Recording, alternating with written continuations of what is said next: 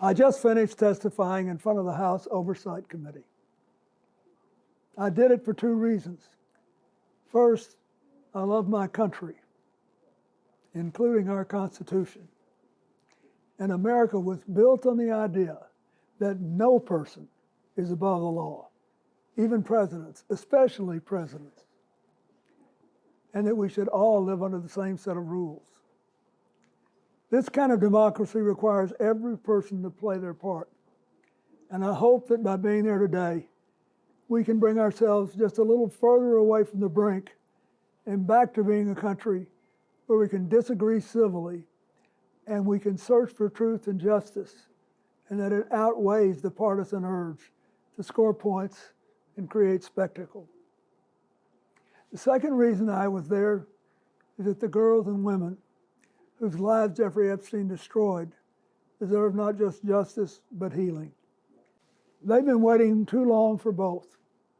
Though my brief acquaintance with Epstein ended years before his crimes came to light, and though I never witnessed during our limited interactions any indication with what was truly going on, I offered the little I do know in the hopes that it would help prevent anything like this from ever happening again. I also have to say something personal.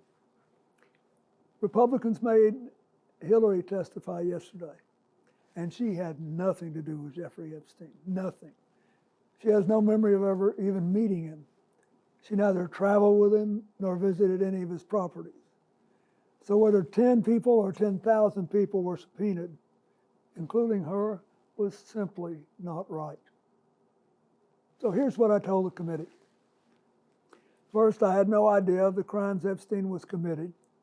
No matter how many photos they show of me, I have two things that at the end of the day matter far more than any interpretation of 20-year-old photos. I know what I saw, and more importantly, what I didn't see. And I know what I did, and more importantly, what I didn't do. I saw nothing and I did nothing wrong.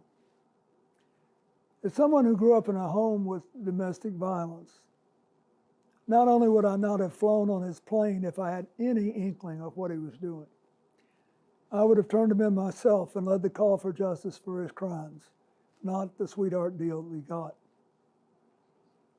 But even with 20/20 hindsight, I saw nothing that ever gave me real pause. We're only here today because Epstein hid it from everyone so well for so long. And by the time it came to light with his 2008 guilty plea, I had long stopped associating with him. When the video of my testimony today is released, I hope it will motivate everyone to go in front of Congress to say what they know. I hope it will motivate the Justice Department to finally release all the files and to ensure that this never happens again. The survivors deserve that.